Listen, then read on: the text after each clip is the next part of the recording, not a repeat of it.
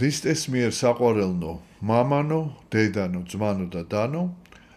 თემა დღევანდელი ჩვენი საუბრისა გახლავთ საბოლოო დარიგებანი დიდი მარხვის დაწყების წინ. ჩვენ ბოლო კვირა დღის სახარებების განმარტებისას ბოლო 3 კვირის განმავლობაში ყოველთვის ხასს ვამდით იმას, რომ ბოლო 3 შვიდეული ეს არის მოსამზადებელი პერიოდი დიდი მარხვის წინ და ყოველი სახარება ეს არის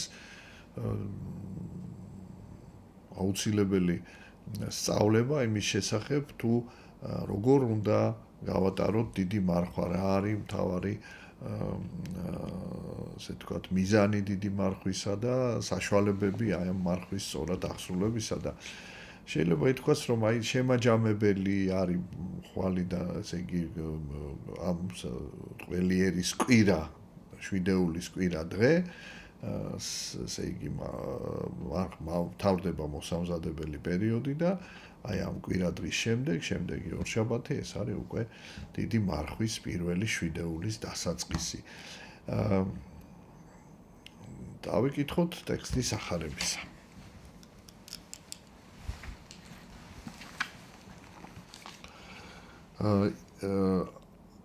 ყველიერის შვიდეულის კვირა დღეს წირვაზე იკითხება სახარება მათესი მე-6 თავის მე-14-დან 21 მუხლის ჩათვლით.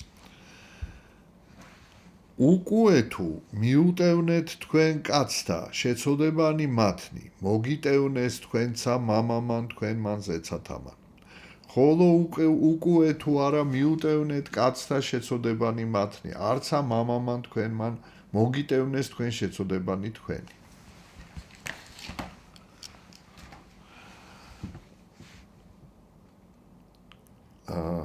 ეს სიტყვები სახარებაში სხვადასხვა დროს, სხვადასხვა სახით ეს აზრი მიტევების შესახებ ხშირად მეორდება. თავად მამაუჩვენო, რომელსაც მართლმადიდებელი ქრისტიანის ცხოვრებაში ეს არის შეიძლება ითქვას ერთ-ერთი უმთავრესი და ყველაზე ხშირად წარმოთქმული ლოცვა აი აქტევს ეს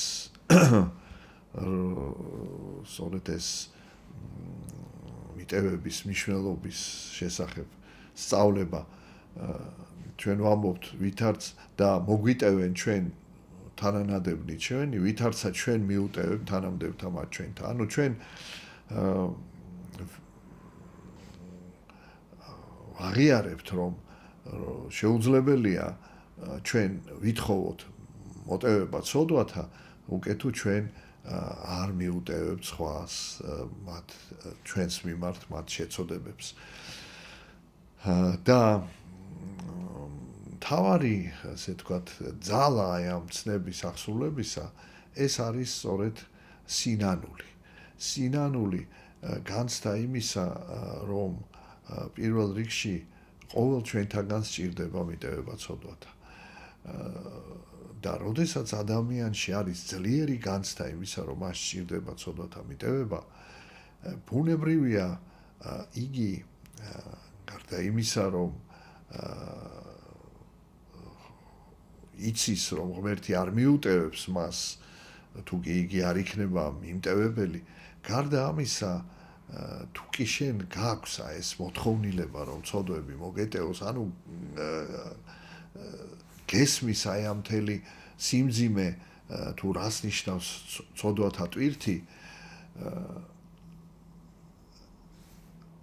შენ არა მარტო მზად ახარ რომ მიუტევო, არამედ შენ გებრალება ის ადამიანი, როგორც გებრალება საკუთარი თავი, გებრალება რატომ? იმიტომ რომ მიუხედავად დიდი სურვილისა, რომ არ შევცოდოთ, ჩვენ ძალიან ხშირად ვგზნობთ ჩვენს უძლურებას და განვიცდით ამას, წუხართ აი ამ ჩვენი უძლურების გამო და შესაბამისად თუ ჩვენში არის ეს წუხარება საკუთარი უძლურების გამო, შესაბამისად ჩვენ გვექნება თანაგრძნობა სხვა ადამიანების მიმართ, რომ მათაც აქვთ ეს უძლურება და გაგებით მოვეკიდებით მათ ცოდვას და შესაბამისად აი ეს მიტევება დიდათ არის დამოკიდებული თვისთა ცოდვათა განცდაზე, რომ ჩვენ თვითონ ვინ არ მიუტევებს, ვისაც არ აქვს საკუთარი ცოდვილობის განცდა, ანუ თვითკმაყოფილებაში მყოფი, ამპარტავნებაში მყოფი ადამიანი უჭირს მიტევება. რატომ? იმიტომ რომ მას ეჩვენება, რომ შეიძლება ის აშავებს, მაგრამ რასაკვირველია გაცილებით უფრო მცირეს და უმნიშვნელოს ვიდრე სხვა მის მიმართ და ის რომ ჩვენ ყველანი დამნაშავეები ვართ ღმერთის წინაშე და არავინ არ იცის ვინ უფრო მეტად ის ვინც ჩვენ შევცოდა თუ ჩვენ რომელიც იმასთან შედარებით ვინც ჩვენს მიმართ რაიმე დანაშაული ჩაიდგა შეიძლება მსგავსი ცოდვები არ გვაქვს აი ვინა ვართ ღვთის წინაშე უფრო მეტად დანაშავე აი როდესაც ეს ასე ვთქვათ ეს არ ვიცით აი ეს არის სწორედ მიზეზი იმისა რომ ჩვენ თუ ვერ ვგზნობთ აი ამ დიდ დანაშაულს ღვთის წინაშე და თუ ვერ ვგზნობთ რომ შეიძლება ჩვენ უფრო მეტად ვართ დამნაშავე ვიდრე ისე ვიმეორებ ის ადამიანი ვინც მძიმე ცოდვებს ჩადის ზოგადად ღვთის წინაშე და შეიძლება ჩვენს მიმართაც რასაც ჩვენ არათუ არ ვაკეთებთ არც ვფიქრობთ მაგრამ ეს არ ნიშნავს რომ ღვთის წინაშე ის უფრო დამნაშავეა ვიდრე ჩვენ რადგანაც ვისაც მეტი მეეცა მეტი მოეთხოვება ეს არის თავარი პრობლემა რის გამოც ადამიანები ვერ ხედავენ სულიერი ცხოვრების საოცილებლობას, მონანიების აუცილებლობას, აი ეს წურვილი ცოდვათა მიტევებისა რომ არ არის და ამიტომაც არ დადის ადამიანი ეკლესიაში, იმიტომ რომ ნუ თulis რომ კი როგორ არა ხა უცოდველი მარტო ღმერთია, მაგრამ მისი ცოდვა იმდენად უმნიშვნელოა რომ აი მის ითხოვს ღმერთისგან და მას მიეტევება და აი ეს ესეთი საკუთარი თავის მიმართ ესეთი შემწყნარებლური დამოკიდებულება, ესეთი გამართლება საკუთარი თავის ხედვა, რომ აი უფრო მცირეა ჩვენი ცოდვა, ვიდრე ვიღაცის სხვისი და უფრო მეტია სათნოება, აი ეს არის ამპარტავნება და ეს არის ჩვენი ტრაგედია და ამიტომაც გვიჭირს მიტევება და აი იმისთვის რომ მიუტევოთ ჩვენ ესე იგი უნდა გქონდეს განცდა ითვისთა ცოდვათა და როდესაც გვაქვს განცდა ცოდვათა, მაშინ ძალიან ძლიერი სურვილი გვაქვს რომ მოგვეტევოს და შესაბამისად ჩვენ სხვასაც მიუტევებთ. აი ეს არის პირველი მთავარი რომ არ შეიძლება ითხოვდე შენთვის შეწყალებას, მიტევებას და სხვის მიმართ იყოს სასტიკი. ასეთი სასტიკე რასაკვირველია დაისჯება. მეორე რასაც გვეუბნება სახარება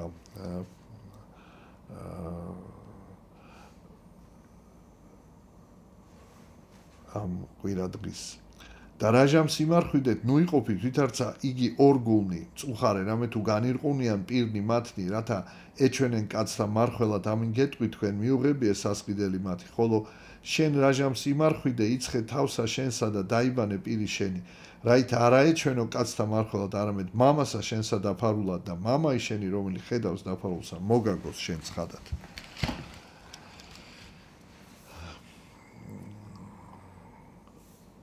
აი ამ სიტყვებში მთავარი აზრი რა არის რომ მარხვა ეს განსაკუთრებით დიდი მარხვა ეს არ არის მხოლოდ ასე ვთქვათ დაწესებული წესის აღსრულება როგორიც არის ვთქვათ საკვების რაციონის ასე ვთქვათ სამარხო რაციონის დაცვა როგორიც არის ვთქვათ ეკლესიაში დაწესებული ღვთისმსახურების პროცესში ჩართვა ყველა იმ ვთქვათ მოთხოვნის აღსრულება რომელიც მარხვაში ევალება მართლმადიდებელ ქრისტიანს ეს მხოლოდ ეს არ არის რასაკვირველია ეს ყველაფერი რაც დაწესებულია ჩვენ გვეხმარება, მაგრამ თუ ეს დარჩა გარეგნულ, ასე ვთქვათ, ზედაპირულ დონეზე თუ დარჩა, მხოლოდ გარეგნულად თუ ჩვენ ამას ვასრულებთ ფორმალურად, ზედაპირულად, მაშინ მას ფასი არ აქვს და აი სამწუხაროდ მთელი ტრაგედია სწორედ იმაშია, რომ შეიძლება ადამიანი ეკლესიურად ცხოვრობდეს, მაგრამ აი არ კონდეს ეს შინაგანი ცხოვრება. რა არის ეს შინაგანი ცხოვრება? ეს არის აი წერია იცხე პირსა შენსა და დაიბანე პირი შენი. რას ნიშნავს? ეს არის სიმბოლო იმისა, რომ შენი გონება, შენი პიროვნება, შენი აზროვნება, შენი ქმედება უნდა იყოს განწმენდილი. ანუ სიწმინდისათვის უნდა ზრუნავდე, უნდა ეძიებდე როგორ ხდება სიწმინდისად ზრუნა, უნდა აღმოაჩინო შენში არსებული ესეთი სულიერი აზრების თუ ქმედების ესეთი უწმინდურება, მანკიერება და უნდა განთავისუფლდე, განიწმინდო მათგან. როგორ ხდება ეს? ცოდვის აღიარებით, ღრმა განცდით ამ ცოდვის გამო და შემდეგ ესე იგი შენდობის ლოცვის შემდგომ მისგან განთავისუფლებით. აი ეს ამ განწმენდაზეა ლაპარაკი, ამ შინაგან შრომაზეა ლაპარაკი, შინაგან სახურებაზეა ლაპარაკი, რომლის გარეშეც მარხვას არავითარი რასაკვირველია ფასი არ აქვს. უფრო მეტსაც ვიტყვით, ასეთი მარხვა შეიძლება დასაჯელიც იყოს, იმიტომ რომ მოჩვენებითია, ასე ვთქვათ, და ეს შეიძლება იყოს მხოლოდ საჩვენებელად კაცთა, რომ აი ადამიანებმა დაინახონ, რომ დიახ ეს კაცი მარხულობს და რა არის ადამიანებში, ესე იგი, ნუ ვთქვათ, სახელი იმისა, რომ შენ ვთქვათ, ხარ წესიერი ადამიანი, ვთქვათ, წესიერი აღსარებელი. აი ეს არის მთავარი და აი ამას სჭირდება მუდმივი დაკვირვება საკუთარ თავზე, ყოველდღიური წმინდა მამები გვირჩევენ, რომ განსაკუთრებით მარხვის დროს და კიდევ უფრო მეტად დიდი მარხვის დროს, ყოველი დღის ბოლოს რაღაცნაირად დავფიქრდეთ, როგორ გავატარეთ ეს დღე, საუკეთესო იქნება თუ ჩვენ ამას ჩავინიშნავთ და აი კვირის ბოლოს უკვე შეჯამებული აი ამ ჩვენი აღნუსხული ჩვენი სხვადასხვა სახის შეცდომების ნუსხით ცნებების დარღვევის ასე ვთქვათ აი ამ ინფორმაციით ჩვენ მივალთ მოძღვართან და აი ამას ყველაფერს ღვთის წინაშე მოძღვარს ვეტყვით და შევინანებთ და მივიღებთ განთავისუფლებას. აი ეს ყოველკვირა და სასურველია ყოველკვირა ზიარება რასაკვირველია. როცა მოწულისგან არ იქნება რაიმე ასე ვთქვათ მოწოდება თავის შეკავებისაკენ ზიარებისგან თავის შეკავებისათვის თუ არ იქნება მოწოდება და ბოლო დარიგება. ნუ იუნჯებთ თქვენ საუნჯეთა ქვეყანასაზე და სადამ ღილმან და მჭამელმან განყურნით და სადაც ამ პარავთა დათხარიან და განიბარიან, ხოლო თქვენ იუნჯებდით საუნჯეთა ცათაშინა, სადა არც ამ ღილმან, არც ამ მჭამელმან განყურნით და სადა არც ამ პარავთა დათხარიან და განიბარიან. რამე თუ სადაც არ საუნჯე თქვენი მუნცა იყოს გული თქვენი. აი ეს ბოლო და მთავარი დარიგება. იმისათვის რომ ჩვენ შევძლოთ მიუტევოთ ყველას ჩვენს შემწოდეთ, იმისათვის რომ ჩვენ შევძლოთ შინაგანი, ასე ვთქვათ, ჩაღრმავება და განთავისუფლება ამ ადამიანური მანკიერებებისაგან, რომელიც ყოველ ადამიანში საკმაოდ ესე ვთქვათ, დაფარულია ხშირად და ძალიან ხშირად არის ჩვენი ქმედებათა მამოძრავებელი ეს მანკიერებანი, ეს მიდრეკილებანი ცოდვისაკენ და აი ეს რომ შევძლოთ ეს ყველაფერი უპირველეს ყოვლისა ჩვენ უნდა გვახსოვდეს რა არის ჩვენი ცხოვრების მიზანი. ცხოვრების მიზანი არის რომ ჩვენ საუნჯე ჩვენი იყოს ცათაშინა, ანუ სულიერი სიმდიდრის მოპოვება. ეს არის მთავარი. რადგანაც თუ ადამიანს აქვს სულიერი სიმდიდრე, რა გაჭირვებაშიც არ უნდა აღმოჩნდეს იგი. სულიერ უძლურებაში, ფიზიკურ უძლურებაში, ანუ განსაცდელში. იგი არა მარტო გაუძლებს ამ განსაცდელს, არამედ იგი მის გულში იქნება მშვიდობა, სიმშვიდე, მის გულში იქნება სიხარული. მიუხედავად ამ განსაცდელისა და უფრო მეტიც განსაცდელი, როდესაც ადამიანის გულში ღმერთია, მას კიდე უფრო ახლოვებს ღმერთთან და ამიტომ იყო რომ წმინდა მამები, როდესაც განსაცდელი მათ ცხოვრებაში, თქვათ, უფრო იშვიათობა ხდებოდა, პირდაპირ ღმერთს ეუბნებოდნენ, რა დავაშავეთ, რომ განსაცდელს არ გვიგზავნი. ანუ განსაცდელი დათმენას არწმუნოებით, ეს ნიშნავს ღმერთთან დაახლოებას და ასე რომ აი ეს სულიერი სიმდიდრე ყველა გაჭირვებას გადაგვატანინებს, სულიერსაც, იწიერსაც და ამავე დროს შენ მზად ახარ რომ ემსახურო სხვა ადამიანებს, თუნდაც შენთან შედარებით გაცილებით უფრო ნაკლებად შეჭირვებულებს შეგიძლია ემსახურო.